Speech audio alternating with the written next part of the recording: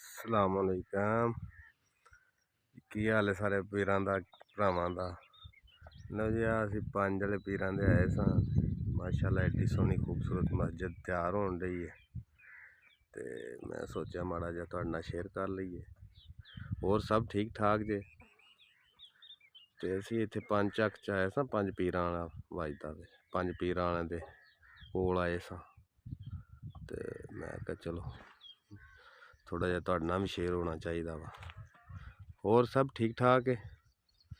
तुहानूं इत्थे इक नाले खूह विखाने आ गैस वाला जेह्ड़ा गोबर ते नहीं गोबर जेह्ड़ा हुंदा मज्झां गवां दा गोहा ते ओह्दे नाल गैस बनदी ओह् भी विखाने ते चलने आपां जरा उद्धर नूं।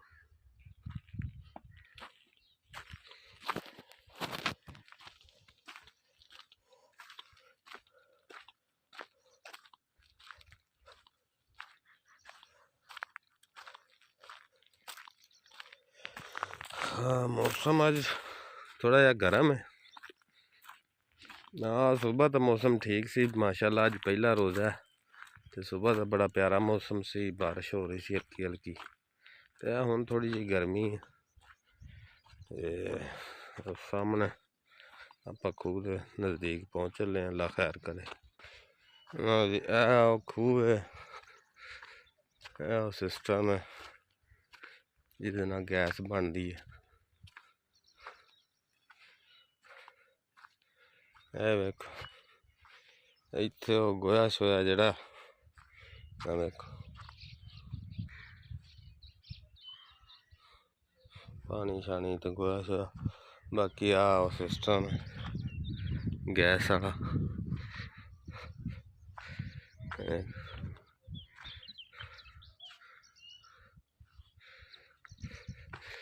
थल्ले इक खूह जिहा बनाना पैंदा ओह्दे नाल फिर वेखो ना बिच सारा गोहा ही है जानवरां दा ते एह्दे नाल ही ओह् गैस दे नाल सिस्टम चलाया वा गैस बनदी। ते आपां हुण माड़ी जी इत्थे देखने इक तरपैन लग्गी ओह्दा विजिट करने ओह् गन्ने दी फसल है। ये भी तुहानूं दिखाने किवें लगदा ते लान डे ने बंदे।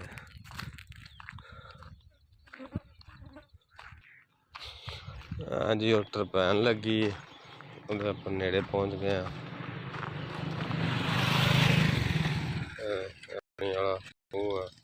अच्छा भी तो पानी गंदा है ना जमा होंदा तो फिर तरपैन रही है। तरपैन लगी मेरे ख्याल ट्रैक्टर नाल कनैक्ट है। ट्रैक्टर नाल शाफ्ट जी लांदे ने ते तरपैन नाले पानी चुक के ते फिर फसलां नूं लांदे ने।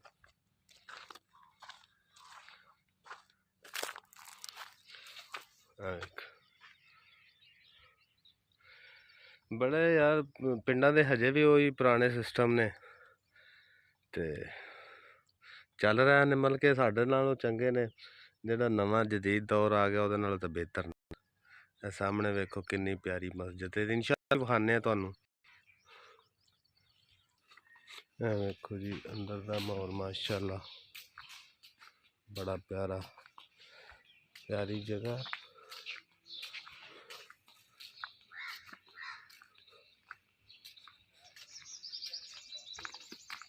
ये देखो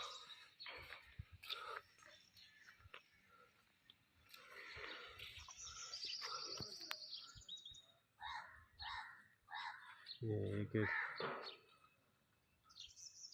बड़ी प्यारी जी मस्जिद तैयार होने लगी माशाअल्लाह। नालों नाल कम हो रहा। दो मीनार तैयार ने ते माशाअल्लाह दो तैयार होने लगे।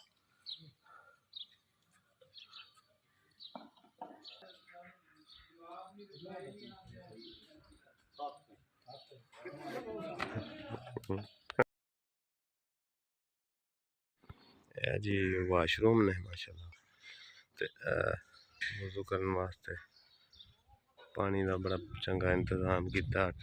थले मोटर लगी है, ऊपर टैंकी बनी, मोटर पई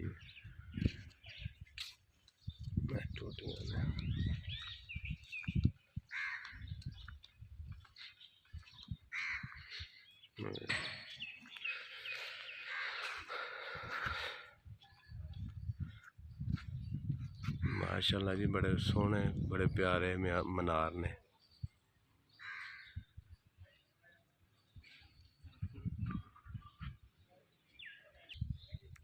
तुहानू अंदर दा माहौल विखाने मस्जिद दा।